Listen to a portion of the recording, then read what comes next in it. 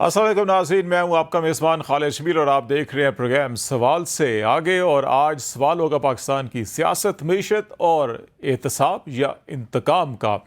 पाकिस्तान की सियासी सूरत हाल को देखें तो पाकिस्तान मुस्लिम लीग नून और पीस पार्टी के मबैन दुबई में होने वाली मुलाकात को लेकर PDM के सरबराह मौलाना फजल रहमान की जानिब से शदीद खदशात का इजहार सामने आया है, जिसने PDM के अंदर इत्तेहाद की फ़ज़ा को अबरालूद कर दिया है।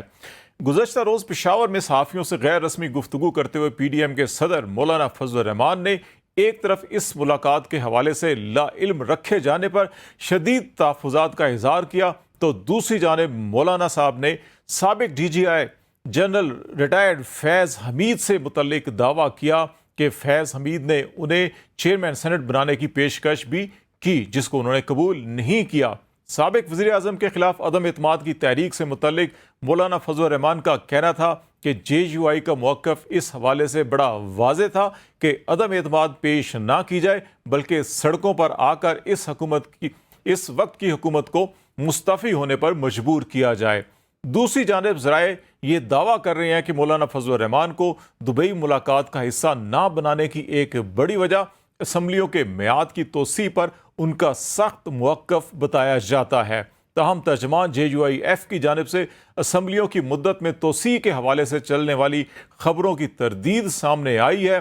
तर्जमान JUIF असलम गौरी का कहना है कि JUI के नज़दीक असम्बलियों की मुद्दत बढ़ाना और इलेक्शन के इल्तवा के बायस सियासी नुकसान होगा।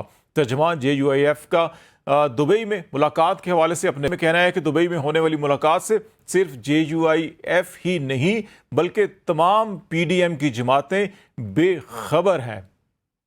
उलमा इस्लाम को आपने क्यों बाहर रखा? मियां नवाज शरीफ साहब लंदन से दुबई आ रहे हैं, किस मकसद के लिए आ रहे हैं? और असफ अली जरदारी साहब दुबई जा रहे हैं, किस मकसद के लिए? बात तो न नवाज शरीफ की जात की है, न असफ अली जरदारी साहब की जात की है, बात मुल्क की है। दुबई में जो भी फैसला PMLN करेगी, जमीयत उलमा इस्लाम उस फैसले की पाबंद नहीं होगा। वो फैसला पाकिस्तान का नहीं होगा, न PDM का होगा। जी, मौलाना फजल रहमान की जानिब से तहफ़्फ़ुज़ात सामने आने के बाद वज़ीर आज़म शहबाज शरीफ ने आज इस्लामाबाद में मौलाना फजल रहमान से मुलाकात करके उनके तहफ़्फ़ुज़ात और ख़दशात को दूर करने की कोशिश की और बहुत जल्द उनको दुबई में होने वाली इस मुलाकात के हवाले से एतमाद में लेने की यकीन दहानी भी करवाई है। एक जानिब PDM इत्तेहाद में दरारें वाज़ेह दिखाई दे रही हैं, वहीं ऐसा लग रहा है कि इत्तेहादी हुकूमत के इत्तेहाद के दिन भी गिने जा चुके हैं। जहां एक जानिब PDM की दो बड़ी जमातें एक दूसरे के खिलाफ बदएतमादी का इजहार खुलकर कर रही हैं, दूसरी जानिब इत्तेहादी हुकूमत के दो अहम इत्तेहादी पाकिस्तान पीपल्स पार्टी और MQM भी आपस में सफ आरा दिखाई दे रही हैं और एक दूसरे पर कड़ी तनकीद कर रही हैं। MQM पीपल्स पार्टी पर सिंध के वसाइल पर मेयर के जरिए होने का न सिर्फ इल्ज़ाम आयद कर रही है बल्कि पीपल्स पार्टी को उर्दू का दुश्मन करार देती है। बन जाने से शहर का मालिक नहीं बन सकता, अवाम का नुमाइंदा नहीं है। जो कोई भी सूबों की तकसीम को गद्दारी कहता है, उससे बड़ा गद्दार कोई नहीं है। पूरे पाकिस्तान का ये मुश्तरका फैसला था कि पाकिस्तान की कौमी जबान उर्दू होगी, लेकिन हमें कायद आजम के पाकिस्तान से भुट्टो के पाकिस्तान में धकेल दिया गया। इक़्तिदार की इस रस्साकशी में मुल्क की माशी हालत मजीद अबतर न हो जाए, गो के आज फिच की जानिब से पाकिस्तान की माशी रेटिंग बेहतरी के बाद CCC- से CCC कर दी गई है। पाकिस्तान की मैशत में ये बेहतरी IMF मुआहदे के पेश नज़र सामने आई है, लेकिन क्या IMF के मुआहदे से पाकिस्तान के माशी मसाइल का खात्मा मुमकिन हो सकेगा? ये सवाल ताहाल जवाब तलब है। इन मुश्किल माशी हालात के बावजूद वजारत ख़जाना की जानिब से अरकान असम्बली की स्कीमों के लिए भारी भरकम फंड्स के इजरा की इजाज़त सामने आई है। वजारत ख़जाना ने अरकान असम्बली के लिए अगले 3 माह 61 अरब 26 करोड़ रुपए के फंड जारी करने का फैसला किया है। इसके अलावा गुज़श्ता साल रह जाने वाले 20 अरब रुपए के फंड्स भी इंतखाबात से कबल जारी कर दिए जाएंगे। पाकिस्तान की सूरत हाल इस वक्त मशहूर शायर मुनीर न्याजी के शेर की मानद लग रही है कि एक और दरिया का सामना था मुनीर मुझको, मैं एक और दरिया के पार उतरा तो मैंने देखा IMF کے متعلق یقین سے نہیں کہا جا سکتا کہ ہوگا بھی یا نہیں، کیونکہ یہ معاہدہ IMF کے بورڈ کی منظوری سے مشروط ہے۔ اس کے ساتھ ساتھ پاکستان کا جی پی ایس سٹیٹس کو بھی خطرات لاحق ہیں۔ جس طرح سے 9 مئی کے واقعات کو لے کر حکومت کا بار بار یہ موقف سامنے آ رہا ہے کہ 9 مئی کے واقعات میں ملوث افراد کے خلاف ملٹری کورٹس میں ٹرائل مقدمات چلائے جائیں گے، حکومت کے اس بیان کو لے کر یورپی یونین کی جانب سے تحفظات کا اظہار سامنے آیا ہے۔ On PTI and supporters in the aftermath of May 9th certainly is something that we're paying a lot of attention to. We also are well aware that international NGOs and experts are looking at this, specifically the issue of the use of military courts and anti-terrorism courts. Pakistan is a state party to the ICCPR, the International Covenant on Civil and Political Rights, which means that Pakistan has agreed every person has the right to a fair and public trial in a court that is independent, impartial, and competent, and also has the right to adequate and effective legal representation. سب سے پہلے ہم بات چیت کرتے ہیں پاکستان کی موجودہ سیاسی صورتحال کے حوالے سے، اور اس کے اندر الیکشن پہ ابھی بھی بہت سی قیاس آرائیاں کی جا رہی ہیں کہ الیکشن بر وقت ہوں گے نہیں ہوں گے، اسمبلیاں بر وقت تحلیل ہوں گی نہیں ہوں گی۔ اور اسی حوالے سے مرتضیٰ سولنگی صاحب جو سینئر جرنلسٹ ہیں اور بڑے سیاسی تجزیہ نگار ہیں، اور پاکستان کے اس وقت جو سیاسی ساری منظرنامہ ہے اس کے بڑی قریب سے اور اندر سے ان کی گہری نظر ہے ان کے اوپر۔ سولنگی صاحب بہت شکریہ، پروگرام میں آپ نے وقت نکالا اور ہمیں جوائن کیا۔ سب سے پہلے بنیادی سوال جو اس وقت ساری سچویشن بنی ہوئی ہے، ابھی بھی کانسٹیٹیوشن تو یہ کہتا ہے کہ 12 اگست کو اسمبلی اپنی مدت کمپلیٹ کرے گی، اور اس کے بعد اگر یہ اپنی بروقت اسمبلی تحلیل ہوتی ہے تو 60 دن کے اندر، یا اگر اس کو قبل از وقت تحلیل کیا جاتا ہے تو 90 دن کے اندر الیکشن ہونا ہے۔ آپ کو اس وقت کیا سچویشن نظر آ رہی ہے کہ ایز پر کانسٹیٹیوشن تمام معاملات آگے بڑھیں گے، یا قبل از وقت اسمبلی کی تحلیل ہو سکتی ہے، کیئر ٹیکر سیٹ اپ اپنا مقررہ وقت کے اندر الیکشن کروائے گا، یا بہت سی کوریڈور جو پاور کوریڈورز ہیں اس کے اندر بھی یہ بات کی جا رہی ہے کہ نہیں، ممکن ہے کہ یہ جو کیئر ٹیکر سیٹ اپ ہے یہ کچھ عرصہ 6 مہینے یا سال آگے چلا جائے۔ یہ بھی بعض چیزیں ابھی اگرچہ سیاسی جماعتیں اس کو بڑی کھلے عام اس کی تردید کر چکی ہیں کہ نہیں، اسمبلی کی مدت نہیں بڑھائی جا رہی اور اپنی وقت کے اوپر تحلیل ہوگی۔ تو اس تناظر کے اندر اس وقت آپ کی جو انڈرسٹینڈنگ ہے وہ کیا بن رہی ہے؟ سب سے پہلے اس پر آ جاتے ہیں کہ کیا قومی اسمبلی کی عمر بڑھائی جا رہی ہے؟ اس کا جواب نفی میں ہے۔ قومی اسمبلی کی عمر بڑھانے کے لیے جو ہنگامی پروویژنس ہیں آئین کے اندر، اس کے لیے حالات سازگار نہیں ہیں۔ صدر عارف علوی بیٹھے ہیں، ان کی جو ثوابدیدی اختیارات ہیں، یہ سب چیزیں ملا لیں تو اس کا امکان جو ہے وہ صفر ہے۔ یہ امکان تھا کہ 11 جولائی اور 12 اگست کے درمیان جو آئینی مدت ہے کہ صدر کی جو میعاد ہے وہ ختم ہونے سے 60 دن پہلے تک آپ صدارتی انتخاب کرا سکتے ہیں، وہ اب ممکن نہیں ہے، اس لیے کہ جو حکمران اتحاد ہے ان کے اندر اس پر اتفاق رائے نہیں ہے۔ پیپلز پارٹی، مسلم لیگ نون اور JUI جو 3 بڑے اسٹیک ہولڈرز ہیں، اس لیے صدارتی انتخاب بھی نہیں ہو رہے۔ تو میرا جو خیال ہے وہ یہ ہے کہ قومی اسمبلی اپنی مدت ختم ہونے سے چند دن پہلے ختم ہو جائے گی۔ غالب امکان یہ ہے کہ 8 اگست کو وزیر اعظم کی ایڈوائس چلی جائے گی، وہ ان کو 2 دن دیں گے، کیونکہ اگر صدر عارف علوی اس پر بیٹھنا چاہیں 48 گھنٹے، تب بھی 10-11 اگست تک قومی اسمبلی تحلیل ہو جائے، تاکہ جو آئینی طور پر کم از کم 90 دن کیا جو الیکشن کمپین کا ٹائم مل جائے گا، 90 دن جو ہے وہ نگران حکومت کی عمر جو ہے 2 مہینے سے 3 مہینے بڑھ جائے گی۔ اب کیونکہ ایک قانون سازی ہو چکی ہے جس میں الیکشن کی تاریخ دینے کا اختیار اب نہ نگران حکومت کے پاس ہے نہ کسی عدالت کے پاس ہے، وہ الیکشن کمیشن کا جو آئینی ادارہ ہے اس کے پاس ہے۔ تو आइनी तौर पर तो उनको फिर 90 दिन में इंतखाबात यानी नवंबर में कराने चाहिए, और कम अज कम 20-25% इम्कानात अब भी हैं कि शायद नवंबर में हो जाए, मौसम साजगार हो जाता है। लेकिन अगर नवंबर में नहीं हो पाते बावजूद, तो फिर जो सर्दियां हैं ये जरा थोड़ी सी कम पड़ेंगी, तो फिर मार्च के अंदर इसके मकानात हैं। सोलंकी साहब, आप 25% इम्कानात जाहिर कर रहे हैं मुकर्ररा कॉन्स्टिट्यूशनल पीरियड के अंदर इलेक्शन का।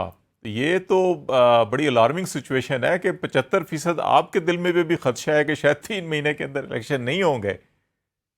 जी, मेरा भी यही खदशा है कि शायद नवंबर में बावजूद न हो पाए, मुतअद्दिद और मुख्तलिफ जो अवामिल है उसकी वजह से। आपकी नज़र में क्या है अवामिल वो?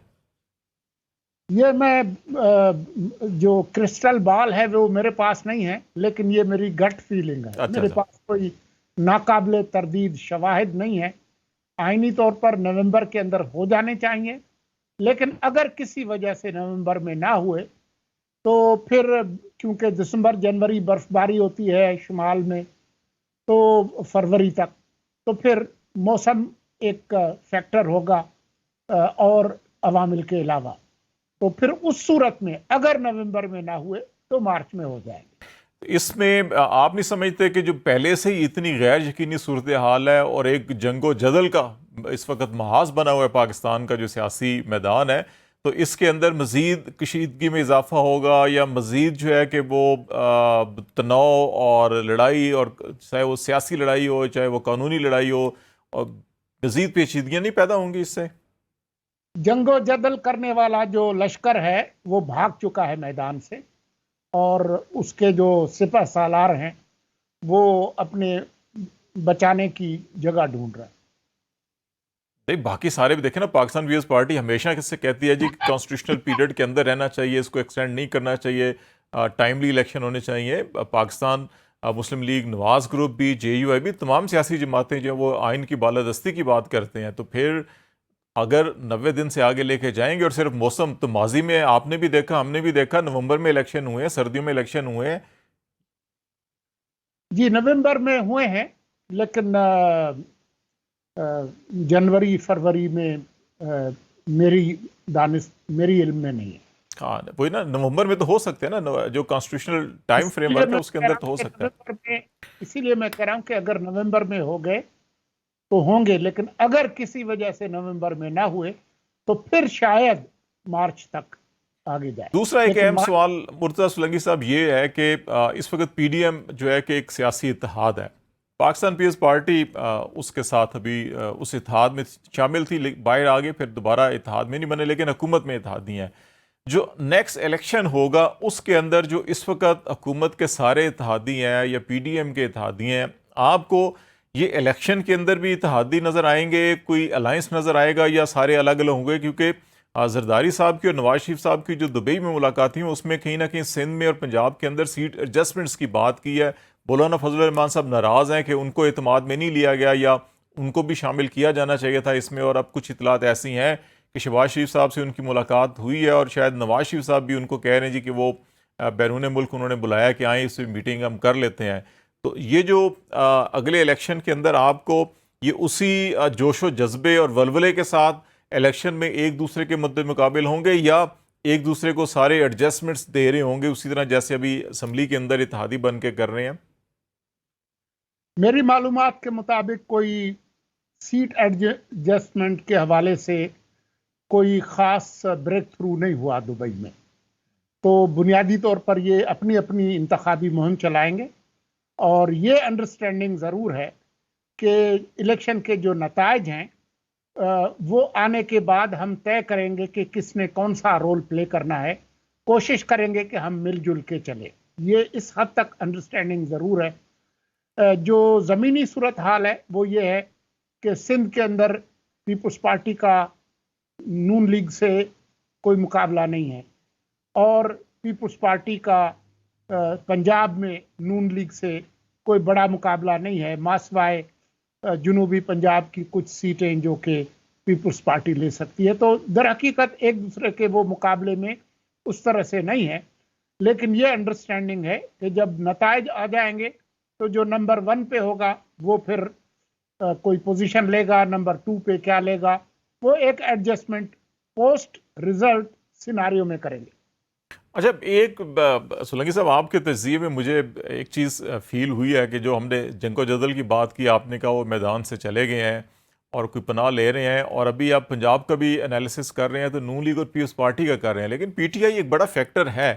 آپ کیا سمجھ رہے ہیں کہ وہ الیکشن میں کیا اس کے اوپر پابندی لگ چکی ہوگی، یا وہ پارٹی ختم ہو چکی ہوگی، یا ان کے لیڈر کو نااہل قرار دیا جا چکا ہوگا کہ آپ اس کو کسی گنتی میں نہیں لے رہے؟ کیونکہ ایک بڑی تعداد پاکستانیوں کی ابھی بھی ان کی بڑی فالوئنگ ہے ان کی، اور وہ بڑے پرعزم ہیں ان کو ووٹ دینے کے لیے۔ میری جو سمجھ بوجھ ہے اس کے مطابق عمران خان اگلے پارلیمانی انتخابات میں حصہ نہیں لیں گے۔ جہاں تک خود یا ان سزا ہو جائے گی؟ سزا بھی ہو سکتی ہے، جیل بھی ہو سکتی ہے، دونوں ہو سکتے ہیں، لیکن جو چیز مجھے نظر آ رہی ہے وہ یہ ہے کہ وہ الیکشن میں حصہ نہیں لیں گے۔ ان کی جماعت پر کوئی پابندی نہیں لگنے جا رہی، ان کی جماعت ایک رمپ کے طور پر موجود رہے گی، لیکن ان کو امیدوار جو الیکٹیبلز ہیں وہ نہیں ملیں گے، اور جو عام انتخابات کے جو ڈائنامکس ہیں اس میں ہمارے لوگ جو ہے وہ خاصے سمجھدار ہیں۔ یہ جماعت، اس کی نمائندگی رہے گی پارلیمان میں، لیکن یہ پہلے یا دوسری پوزیشن پہ آنے والی جماعت نہیں ہے۔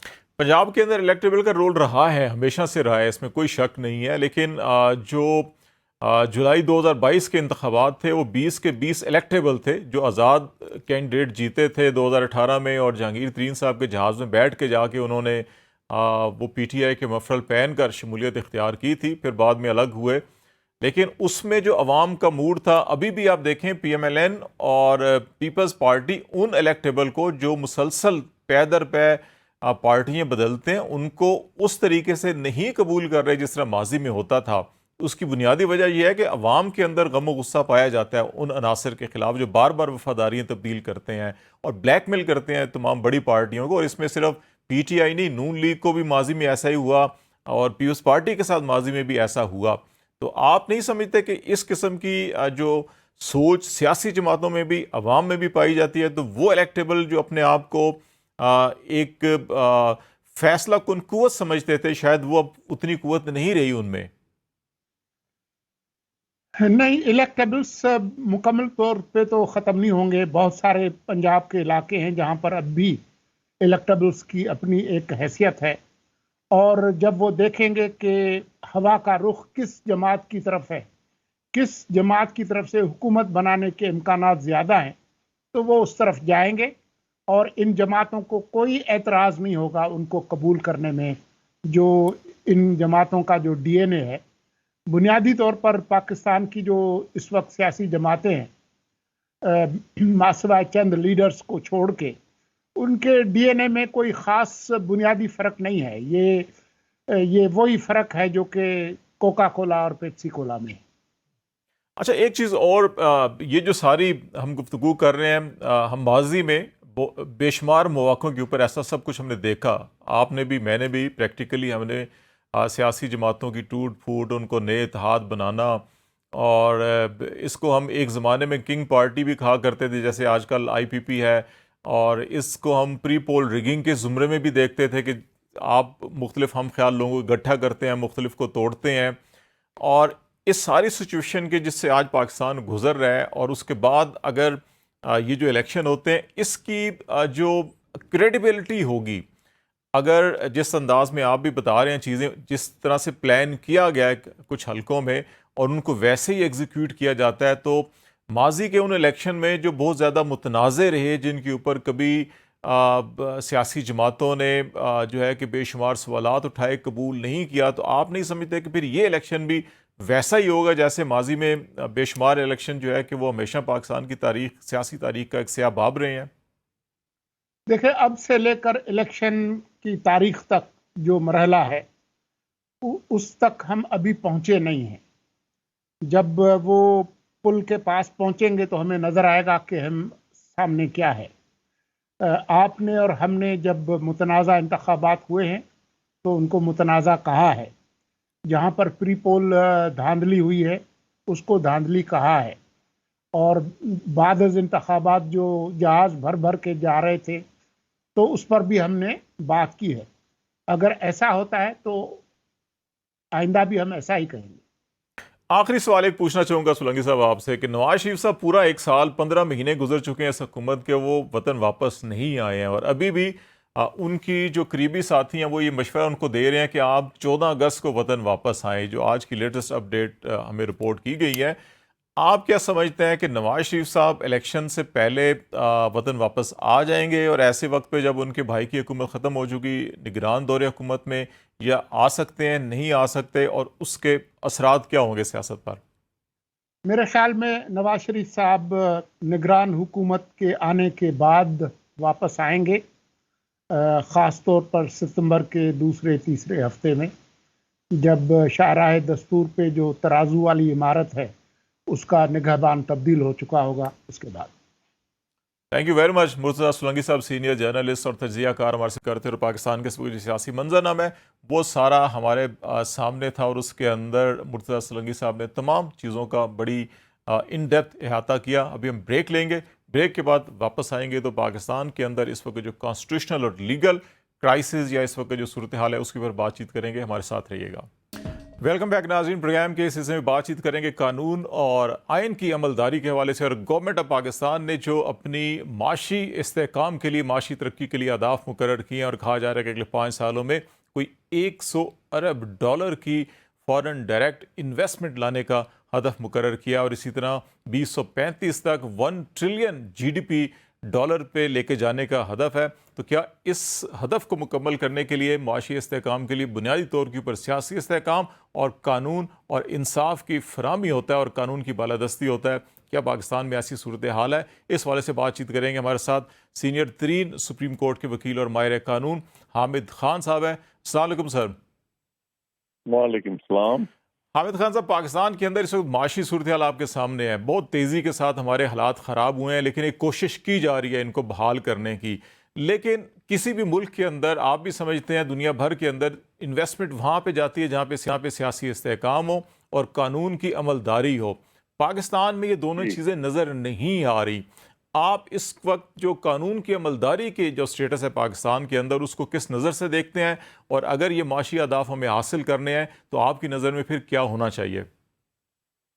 देखिए, इस वक्त मुल्क के अंदर कानून की अमलदारी पर अमल दरामद नहीं हो रहा, क्योंकि इस वक्त आइन पर पूरी तरह अमल दरामद हो रहा है, ना अदालतों के फैसलों पर अमल दरामद हो रहा है, और खुल्लम खुल्ला हमारी मुकन्ना भी और हमारी इंसामिया भी अदालती फैसलों की नफी कर रही हैं, बल्कि खुल्लम खुल्ला उसके खिलाफ महाजराई की सूरत हाल पैदा की हुई है, जिससे मुल्क में आइन की अमलदारी भी नहीं है और कानून की हुक्मरानी भी जो है उसकी भी नफी हो गई है। लिहाजा इस तरह से ना सियासी इस्तेहकाम आ सकता है, ना ही इससे माशी इस्तेहकाम आ सकता है। इसलिए जो लोग ये समझते हैं कि आइन की अमलदारी रोक कर आइन के तहत जो बुनियादी हकूक को लोगों को डिनाई करके हम इस मुल्क में माशी इस्तेहकाम ले आएंगे, वो बिल्कुल गलत फहमी पे है। कोई भी इन्वेस्टमेंट नहीं करेगा जब तक उसको ये यकीन नहीं होगा कि मुल्क के अंदर रूल ऑफ लॉ है। तो लिहाजा वो जो बज़ाहिर जो कहते हैं कि हम इसकी कोशिश कर रहे हैं, वो खुद ही अपनी पॉलिसी से उसकी नफी कर रहे हैं।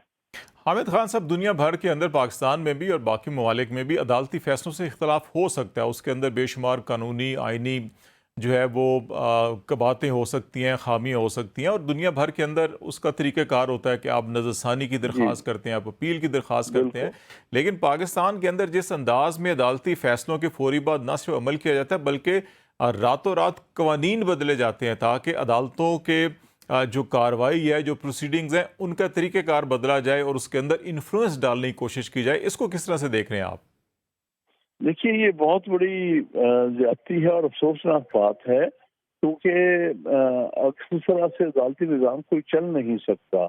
आपने बिल्कुल दुरुस्त कहा, अदालती फैसले बाज़ औक़ात गलत होते हैं اچھے نہیں ہوتے، لیکن ان پر عمل داری کرنی پڑتی ہے جب تک کہ خود عدالت اور فیصلوں کو درست نہ کر لے۔ یہاں پر جو کوشش ہو رہی ہے کہ عدالتی فیصلوں کو کھلا دفاعی کیا جائے اور انکار کیا جائے کہ ہم عمل درآمد نہیں کریں گے، چاہے یہ مقننہ کے لوگ کہہ رہے ہیں یا انتظامیہ کے لوگ کہہ رہے ہیں، اس سے ملک کا سارا نظام درہم برہم ہو جاتا ہے، اس سے آئین درہم برہم ہو جاتا ہے۔ اور میرے نزدیک جس ملک میں آئین کی عمل داری نہیں ہوتی وہاں پر کوئی سیاسی اور معاشی استحکام نہیں ہوتا۔ تو یہ ایک بہت افسوسناک جو ہے فیز سے پاکستان گزر رہا ہے۔ خان صاحب، یہ آپ جو ہے کہ پولیٹیکل سٹرکچر کو بھی سمجھتے ہیں پاکستان کے، اور جو لیگل یا جوڈیشری کا سسٹم ہے، سٹرکچر ہے، اس کو بھی سمجھتے ہیں۔ یہ جو حکومت کی طرف سے فیصلوں پر عمل نہ کرنا یا آئے روز قوانین کو بدلنا، ہم اس میں نیب قوانین کو بھی دیکھتے ہیں جس کو خود یہ تمام کی تمام پی ڈی ایم کی جو جماعتیں ہیں اتحادی جب اپوزیشن میں تھی تو اس کو کالا قانون قرار دیتے تھے کہ اس کو ختم ہونا چاہیے، اور جب حکومت میں آئے تو انہوں نے اس قوانین کے اندر ترامیم کی، تھرو پارلیمنٹ آف پاکستان ترامیم کی، لیکن پھر ابھی مخصوص مقاصد کے لیے صدارتی حکم نامہ، وہ بھی جو چیئرمین سینٹ تھے قائم مقام، ان سے ایک جاری کروا کے ان تمام ترامیم کو یا ان حصوں کو بحال کیا گیا جس کو کالا قانون کہا جاتا تھا۔ تو یہ جو پرسن اسپیسیفک یا کسی خاص مقصد کے لیے قوانین کو بدلنا، اصول قانون کے اندر اس کو کس نظر سے دیکھا جاتا ہے؟ دیکھیے، بنیادی بات ہے کہ کبھی پرسن اسپیسیفک قوانین نہیں بن سکتے، خاص افراد کے لیے، خاص موقع کے لیے، خاص واقعات کے لیے آپ قوانین نہیں بناتے، بلکہ آپ جنرل قوانین بناتے ہیں عام لوگوں پر، عام حالات پر ان کا عمل درآمد ہونا۔ تو آپ نے بالکل درست کہا کہ جس قانون کو خود انہوں نے بدلا اور مثال کے طور پر 90 دن سے 14 دن پہ فزیکل ریمانڈ لے کے آئے، اب پھر اس کو 14 سے واپس 30 پر جانا چاہتے ہیں، اس کا مطلب انہیں اپنا خطرہ ہے تب تک تو انہوں نے جلدی سے نیب کا قانون بدلا اور پارلیمنٹ کے ذریعے بدلا۔ جب ان کا یہ خطرہ ٹل گیا اور اب یہ خطرہ جو ہے وہ چاہتے ہیں کہ اپوزیشن پر یہ پاکستان تحریک انصاف یا اس کے چیئرمین کے سر پر لٹکایا جائے، تو اس خطرے کو پھر سے بحال کر دیا، جس کو کالا قانون خود کہتے تھے اپنا جب وہ اپوزیشن میں تھے۔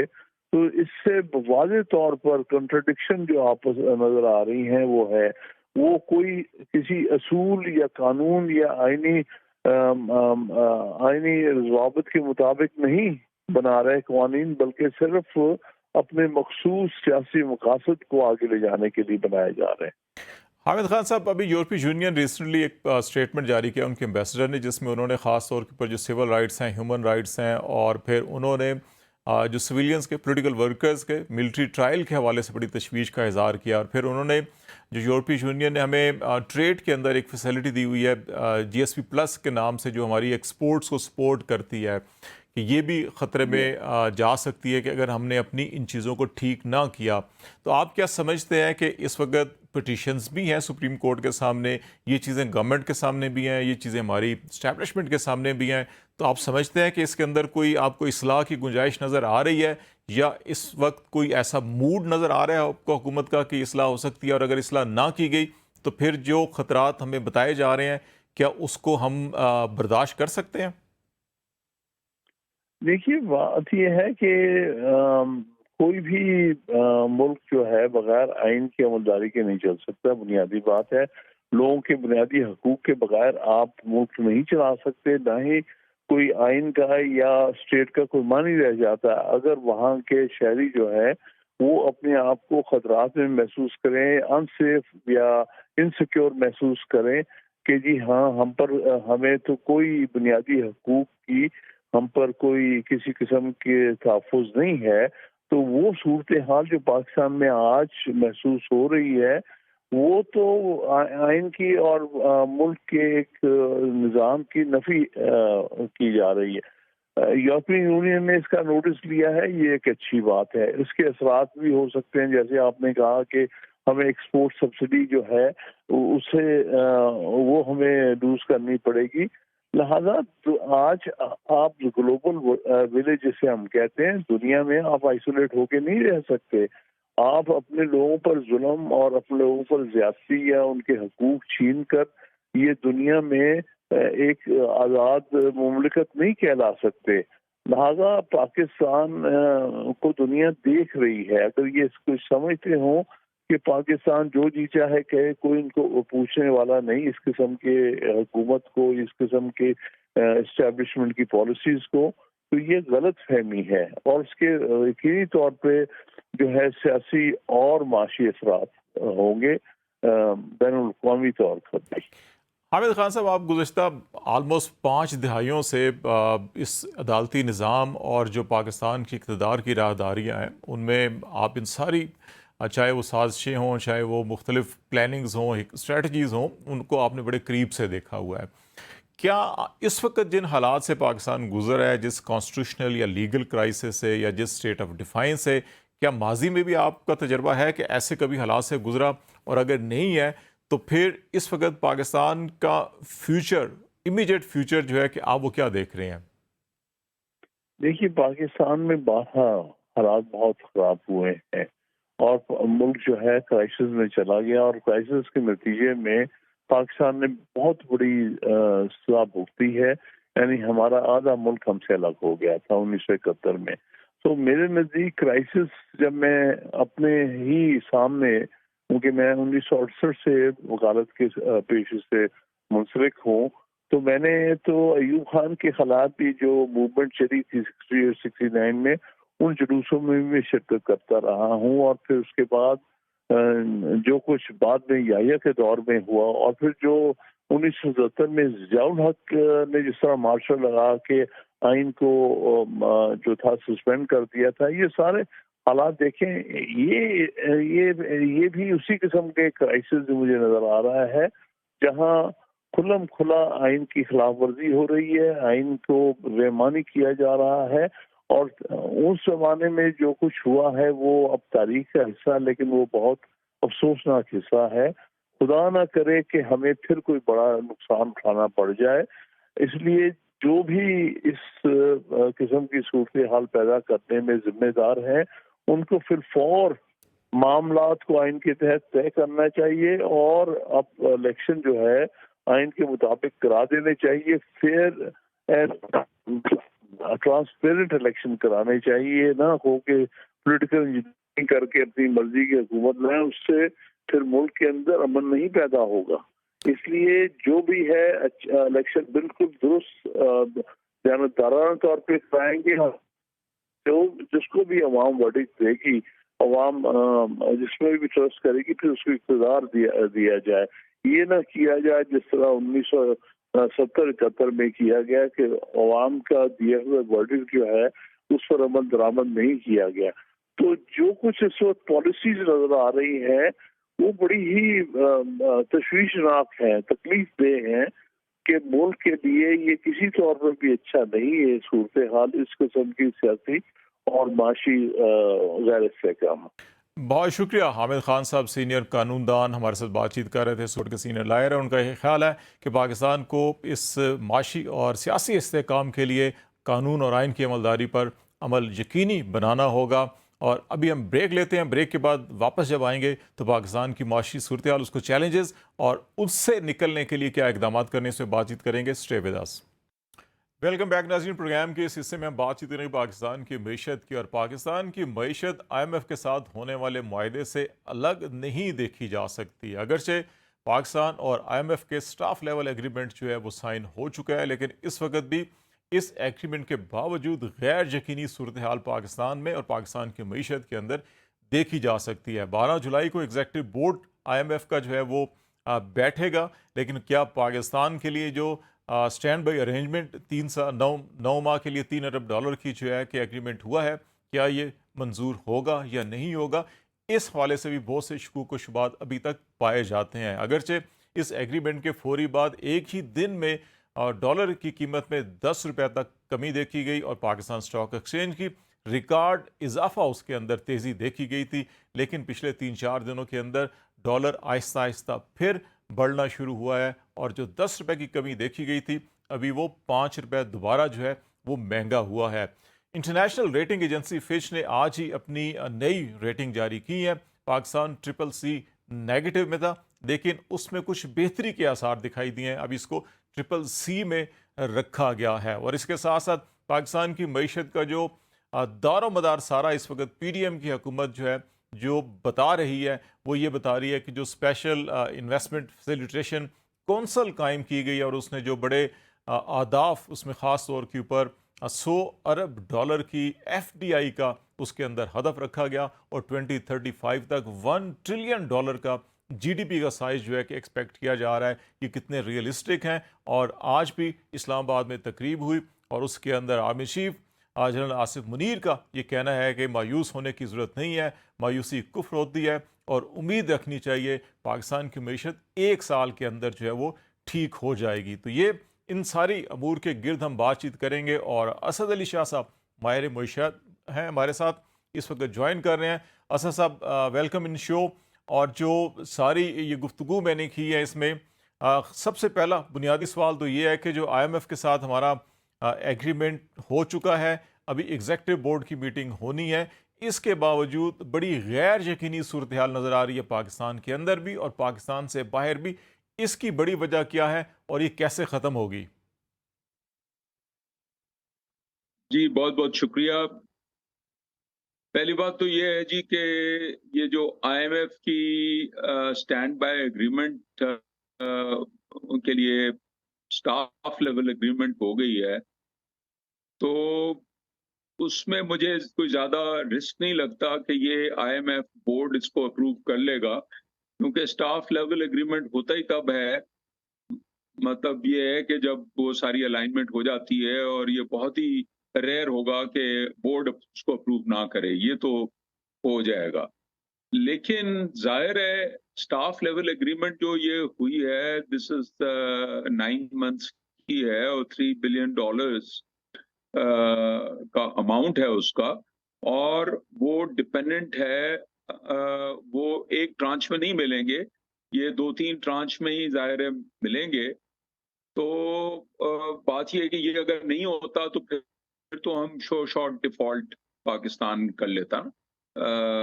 हमारी जाहिर है अगले 1 साल में जो डेट सर्विसिंग और रीपेमेंट्स ड्यू हैं वो तकरीबन 20 से 25 बिलियन डॉलर हैं। तो और फिर पाकिस्तान, ये भी आप देखें कि हम इस वक्त कोई 1 महीने एग्जैक्टली बाद केयरटेकर गवर्नमेंट आ जाएगी और फिर वो कोई स्ट्रेटेजिक डिसीजंस नहीं कर पाएगी, और फिर इलेक्शंस होंगे, और इलेक्शंस के बाद जो है नई गवर्नमेंट जो आएगी तो वही स्ट्रेटेजिक डिसीजंस करेगी। तो ये जो stand by agreement last day of 30 जून हुआ, तो ये हुआ ही इसलिए है कि ये कोई भी नहीं चाहता, ना IMF चाहती है, ना वर्ल्ड बैंक चाहता है, ना हमारे बायलैटरल जो कंट्रीज हैं, जो लैंडर्स हैं हमारे, ना पाकिस्तान चाहता है, किसी के इंटरेस्ट में भी नहीं है कि पाकिस्तान डिफॉल्ट करे। लेकिन जो मसला है वो ये है कि हमारी जो रिक्वायरमेंट है वो काफ़ी ज़्यादा है। तो इस वक्त तो ये स्टैंड बाय एग्रीमेंट इसीलिए लास्ट डे पे हुआ कि हम लोग भी कन्विंस हो गए, मतलब होना पड़ा कि जो IMF कह रहा है वो हमें करना पड़ेगा। ये काश हम कोई 6 महीने पहले, 9 महीने पहले करते तो शायद हमारी इतनी खराब हालत नहीं होती। तो लेकिन ये जो मुआहदा है ये कोई 4-5 महीने के लिए हमें सपोर्ट मिल जाएगी, और इनिशियल जो ट्रांच है और जो बोर्ड अप्रूवल है उसमें मुझे ज़्यादा रिस्क नहीं लगता, क्योंकि IMF और सारे हमारे मल्टीलेटरल जो एजेंसीज हैं, जो क्रेडिटर्स हैं, और जो कंट्रीज हैं, वो सब चाहेंगे कि जब तक इलेक्शन होके नई गवर्नमेंट नहीं आती तब तक जो है पाकिस्तान कम से कम स्टेटस को चलाया जाए असद और साहब, इनको इसी में सपोर्ट की जाए। तीन हिस्से हमें जो नज़र आ रहे हैं उसमें ये है कि एक इस हुकूमत का 1 महीना है जिसमें गालबन कोई $1.2 बिलियन शायद पाकिस्तान को मिल जाएगा। फिर एक आ रहा है कि 2 या 3 महीने जो निगरान हुकूमत होगी, उसका एक दौर आएगा और उसमें गालबन सितंबर के अंदर जो जायज़ा मिशन है आईएमएफ का वो दोबारा से रिव्यू भी करेगा कि जो कंडीशंस हैं, जो कमिटमेंट हैं वो पूरी हो रही हैं या नहीं हो रही, और फिर 1 दिसंबर के अंदर जाके इनका रिव्यू होगा जब इलेक्शन के बाद कोई नई मुंतखब हुकूमत आ जाती है। तो लेकिन ये इसके अंदर बड़े इफ़ एंड बट्स हैं। लेकिन क्या ये 9 जी महीने के बाद जो पाकिस्तान की सिचुएशन आप बता रहे हैं कि 20 से 25 अरब डॉलर हमें फाइनेंसिस की अरेंजमेंट करनी है, और फिर पाकिस्तान की इस वक्त जो जीडीपी की सूरत हाल है, जो इस वक्त महंगाई की सूरत हाल है, और जो कमिटमेंट आईएमएफ के साथ हमारी है, जिसके नतीजे में हमें एनर्जी सेक्टर के अंदर ख़ास तौर के ऊपर बड़ा हमें बहुत सी चीज़ों को रिव्यू करना है, बहुत सी प्राइसेस शायद हमारी बढ़ जाएंगी। तो ऐसे हालात के अंदर जो हमारी पाकिस्तान की मईशत के जो संभलने के इम्कानात हैं, उसमें कौन से एवेन्यूज़ आप देख रहे हैं कि जहाँ पे हमें बहुत ज़्यादा काम करने की ज़रूरत होगी मीडियम टर्म और लॉन्ग टर्म मेजर्स के हवाले से? जी, यही मैं इसी पे आ रहा था कि देखें इस 6 महीने के लिए भी हमें कोई 5-6 बिलियन 8 बिलियन की बात हो रही है। वो हमारे फ्रेंडली कंट्रीज से कुछ आना है और उसी के साथ लिंक्ड है, और मुझे लगता है कि ये बहरहाल सितंबर अक्टूबर तक तो मेरे ख्याल में ये रिजॉल्व हो जाएगा। हमारी जो रीपेमेंट कैपेसिटी है, मेरा तो असेसमेंट ये है। और सितंबर वाला भी रिव्यू अगर होता है तो उस वक्त क्योंकि केयरटेकर गवर्नमेंट होगी तो इतनी ज्यादा टफ कंडीशनैलिटीज नहीं होंगी। ज्यादातर जो टफ कंडीशनैलिटीज थी, फॉर इंस्टेंस जो बिजली के बिल बढ़ाने हैं और जो गैस है, वो तो गवर्नमेंट ऑलरेडी एग्री कर चुकी है। ये डिसीजन ये गवर्नमेंट करके ही जाएगी। ईडीएल असल का भी? बात नवंबर दिसंबर जो है, जब नई गवर्नमेंट आएगी तो ज्यादातर इन्होंने जो टफ कंडीशंस डाली होंगी आगे के लिए, वो मेरे ख्याल में उसमें होंगी। और नई गवर्नमेंट को काफी सारे स्ट्रक्चरल रिफॉर्म्स करने होंगे और काफी उसके लिए प्लान करना होगा। तो मेरा अपना ये ख्याल है कि ये अगले कम से कम 3-4 महीने तक जो है, ये इश्यूज जो हैं, कम से कम डेट डिफॉल्ट, सॉवरेन डिफॉल्ट का जो खदशा था वो काफी कम हो गया। और इसी वजह से आप देखें कि उसकी करोबरेशन जो फिश की रिपोर्ट भी आई है, वो भी उसके हिसाब से है। आपने ये जो बात रेज की ना कि जो रुपये की वैल्यू बढ़ गई थी, वो उस दिन जो बढ़ी थी वो जाहिर है सस्टेनेबल नहीं है, क्योंकि हमें अगर एक्सपोर्ट्स बढ़ानी है और इंपोर्ट को कंटेन करना है, हमारा तो मसला फॉरेन करेंसी डेट रीपेमेंट का है ना, तो उसके लिए हम तो बिल्कुल ही अफोर्ड नहीं कर सकते आगे कि हमारी कोई करंट अकाउंट डेफिसिट फर्दर हो। तो इसलिए ये जो रुपी वैल्यू जो है मुझे और गिरती हुई नजर आ रही है, तो वो कोई सरप्राइज नहीं है। और वो जो बढ़ा था रुपए का वैल्यू, वो कोई आई थिंक वो कुछ यूफोरिया था। अच्छा, असद साहब, एक चीज़ और आपसे पूछना चाहूँगा कि ये जो मैंने ओपनिंग लाइंस के अंदर भी जिक्र किया कि स्पेशल इन्वेस्टमेंट फैसिलिटेशन काउंसिल जो बनाई है, और उसके अंदर जो हमने अपने अहदाफ जो रखे हैं, क्या वो बहुत ज़्यादा एम्बिशियस आपको नहीं नज़र आता? क्योंकि अभी तक एक तरफ अहदाफ तो मुकर्रर किए गए हैं, लेकिन स्ट्रेटजी क्या होगी, क्या लाएअमल होगा, क्या रिफॉर्म्स होंगी, वो अभी तक सारा चैप्टर खाली है, बिल्कुल ब्लैंक नज़र आता है। तो उसके बगैर 100 अरब डॉलर की फॉरेन डायरेक्ट इन्वेस्टमेंट अगले 5 सालों के अंदर हम कह रहे हैं कि ऐसी जगह पे, जब अभी तो मुश्किल पिछले 2 सालों में हम देखें तो 1 अरब डॉलर भी नहीं हमें मिल रही, तो हम कह रहे हैं अगले 5 सालों में हम 100 अरब के सालाना 20 अरब डॉलर को हम देख रहे हैं और 1 ट्रिलियन जीडीपी को देख रहे हैं। तो इस हवाले से क्या कहेंगे आप? जी, मैं आपसे काश कि ये सही होता, and I am also by definition, by my nature optimist ही रहा हूँ। लेकिन इस वक्त जो सूरत हाल है, जो हमारी हिस्ट्री है, उस लिहाज से ये तो बहुत ही ज्यादा एम्बिशियस टारगेट है। And I don't mind having, अच्छी बात है, एम्बिशियस टारगेट होना चाहिए, लेकिन ये जरा कुछ बहुत ही ज्यादा एम्बिशियस है। 100 बिलियन डॉलर्स जो है वो पाकिस्तान की वैल्यूज इतनी कम हो गई हैं कि आप सारी एसेट्स $100 बिलियन में खरीद सकते हैं। हमारा तो पूरा डेट, एक्सटर्नल डेट जो है $100 बिलियन है। तो हमारा टोटल जीडीपी हमारा कम हो गया है, $300 बिलियन से कम हो गया है बिकॉज ऑफ द डिवैल्यूएशन। तो 1/3 ऑफ द जीडीपी एक साल में आ जाना, मेरे ख्याल में ये कुछ जरा बहुत ही ज्यादा कह गए। वो किस चीज में आएगा ये पैसे, और कौन देगा, और क्या बेसिस होगी? आई थिंक ये सिर्फ एक काउंसिल बनाने से ये चीज अगर हो जाती तो फिर I wish I am wrong और ये हो जाए, लेकिन ये मेरे ख्याल में काफी विशफुल है। क्योंकि अभी तक ये जितने टारगेट्स हैं विदाउट एनी स्ट्रेटजी पेपर हैं। अगर आपके पास स्ट्रेटजी पेपर हो ना तो फिर आप भी देख सकते हैं, हम भी देख सकते हैं कि अच्छा जी के ना सिर्फ ये है कि न कोई स्ट्रेटजी है, बल्कि अगले 6 महीने जो है उसमें तो कोई स्ट्रेटेजिक डिसीजन मेकिंग भी नहीं होनी है। तो अब ये देखते हैं कि ये केयरटेकर गवर्नमेंट कौन सी आती है। यूजुअली तो केयरटेकर गवर्नमेंट कोई जज या कोई ब्यूरोक्रेट लगता है जो कि ये काइंड ऑफ नाइट वॉचमैन जैसे आता है, उन्होंने वक्त गुजारना होता है और इलेक्शन करानी होती है, तो उसमें तो पॉलिसी मेकिंग नहीं होगी। और पॉलिसी मेकिंग वैसे ही हमारे पास जो है, जो पॉलिटिकल गवर्नमेंट भी होती है, इवन जब 2/3 मेजोरिटी होती है, उसमें भी स्ट्रेटेजिक डिसीजन मेकिंग हमें कम नजर आती है।